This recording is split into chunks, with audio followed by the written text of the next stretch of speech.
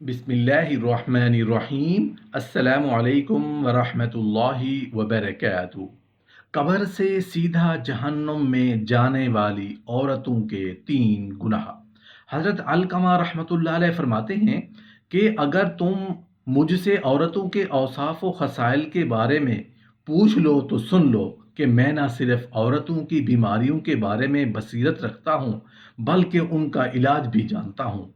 अगर आदमी का सर सफ़ेद हो जाए या उसका माल कम हो जाए तो उसके लिए उनकी मोहब्बत का कोई हिस्सा नहीं रहता। वो माल की फरावानी चाहती हैं, चाहे कहीं से भी मिल जाए, लेकिन पांचों उंगलियां बराबर भी नहीं हैं। बहुत सारी खवातीन सलीमुल फितरत भी होती हैं। अल्लाह से डरने वाली ऐसी खवातीन शौहर से हलाल लुक्मे का ही हमेशा तकाजा करती हैं।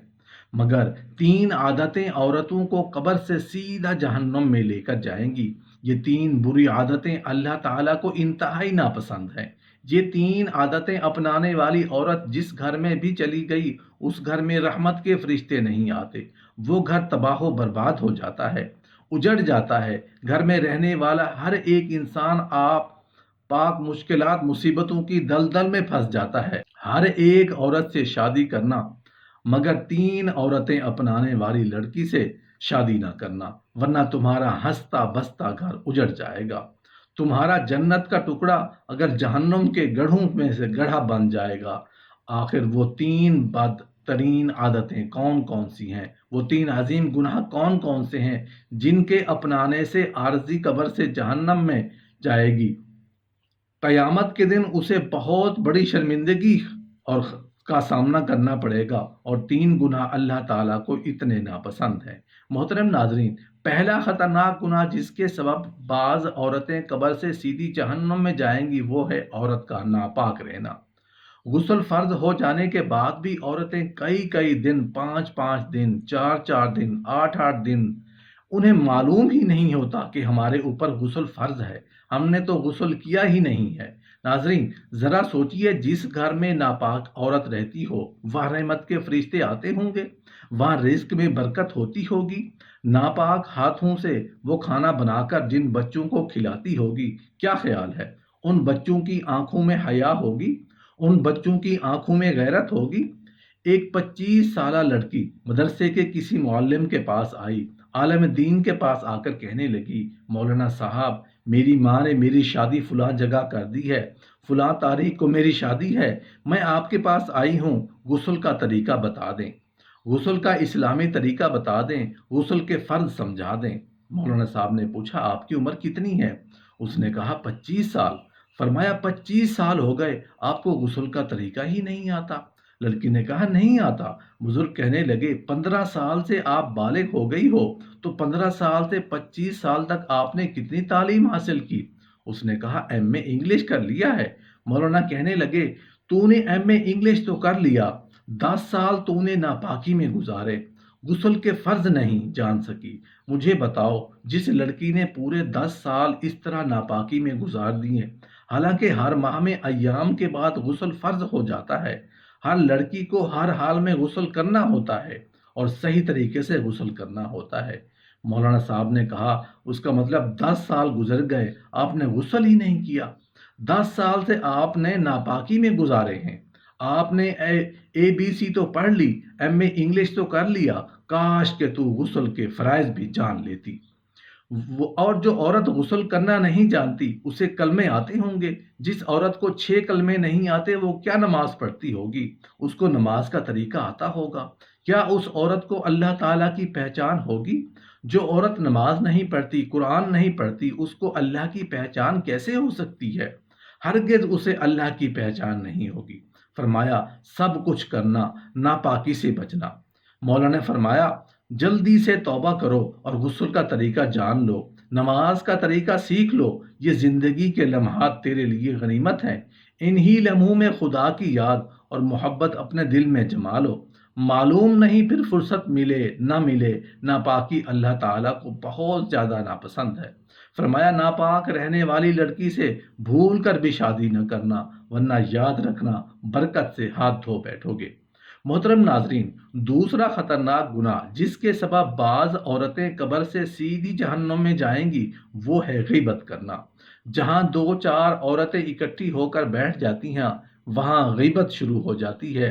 کسی نہ کسی عورت کی غیبت ہو رہی ہوتی ہے، بیوی اپنے شوہر کی غیبت کر رہی ہوتی ہے، ساس اپنے سسر کی غیبت کر رہی ہوتی ہے، شوہر اور عزیز و اقارب کے رشتہ داروں کی غیبت کر رہی ہوتی ہے۔ کسی بادشاہ نے اعلان کیا، آج کی مجلس میں جو بھی سب سے بڑا جھوٹ بولے گا، اسے منہ مانگا انعام دیا جائے گا۔ لوگوں نے بڑھ چڑھ کر جھوٹ بولے۔ اتنے میں ایک شخص آیا، اس نے کہا، بادشاہ سلامت، آج میں نے دیکھا 100 عورتیں اکٹھی بیٹھی تھیں اور خاموش بیٹھی تھیں۔ بادشاہ نے کہا، اسے منہ مانگا انعام دیا جائے۔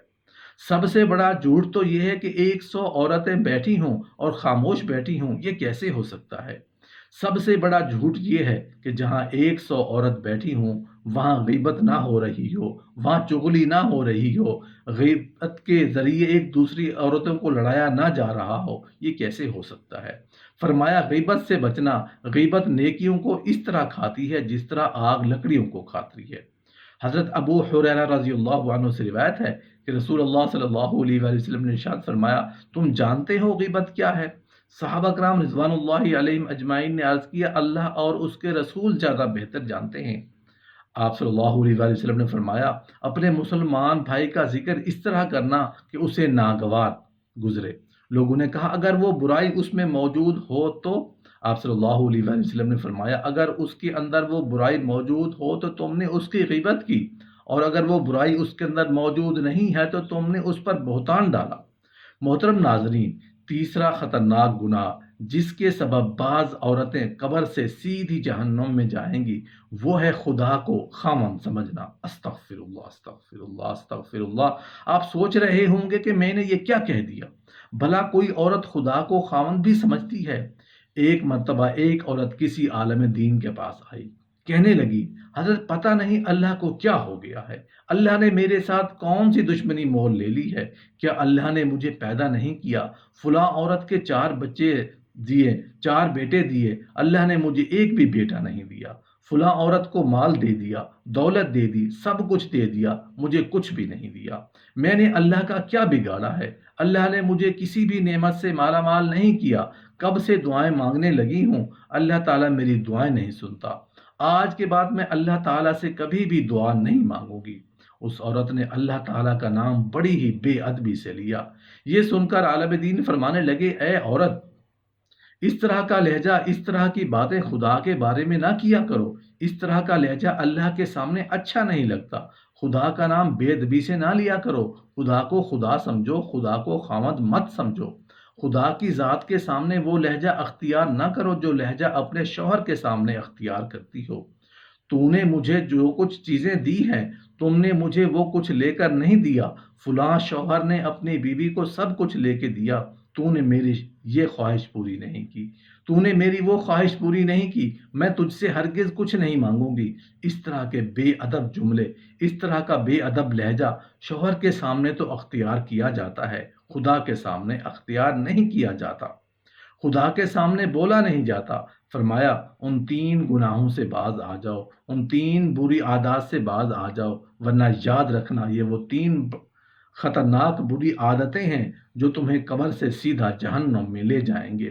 گناہ سے بچنے کے لیے محترم ناظرین مضبوط ہمت اور پختہ ارادہ چاہیے۔ اس کا طریقہ یہ ہے کہ آپ نیک ماحول اور صحبت اختیار کریں۔ اگر ان گناہوں سے بچنا مشکل ہو رہا ہو تو ذرا یہ سوچا کریں کہ اگر اس گناہ کرتے وقت مجھے میرے والدین یا کوئی بھی رشتہ دار جس سے میرا تعلق ہو، جس انسان میں اپنا گناہ چھپانا چاہتا ہوں، مثلاً استاد یا شاگرد وغیرہ، دیکھ لیں تو کیونکہ میں ان کے سامنے رہ کر شرمندہ ہوں، تو اللہ تعالیٰ جو ہر وقت مجھے دیکھ رہے ہیں، جو میرے خالق اور حقیقی محسن ہیں اور حساب و کتاب پر مکمل ہم پر قادر ہیں، اور ان کے سامنے میں کس منہ سے حاضر ہوں گا؟ یہ سوچیں کہ قیامت کے دن اگر والدین، بیوی، بچوں، بہن، بھائیوں، استاد، شاگرد، دوستوں اور تمام مخلوق کے سامنے بتا دیا جائے کہ فلاں بن فلاں نے فلاں وقت یہ گناہ کیا تھا، تو اس وقت انسان شرم سے پانی پانی ہو جائے گا۔ قیامت کا وہ منظر سوچیں تو امید ہے کہ گناہوں کا ترک کرنا آسان ہو جائے گا، اور ان سب باتوں کی عادت پیدا کرنے کے لیے اللہ کے نیک بندوں کی صحبت انتہائی ضروری ہوتی ہے۔ اللہ پاک سے دعا ہے کہ ہمارے نامہ اعمال میں جو برے کرتوتوں سے بھرا پڑا ہے اپنی رحمت سے ان تمام گناہوں کو مٹا دے، معاف فرما دے۔ نہ اس کے اسباب میں کوئی کمی ہے، نہ اس کے خزانوں میں کوئی کمی ہے، نہ کوئی اس سے پوچھ گچھ کرنے والا ہے۔ یا اللہ، آپ کو اپنے رحیم ہونے کا واسطہ ہم سب کو، تمام عالم اسلام کو بخش دے، معاف کر دے، آمین یا رب العالمین۔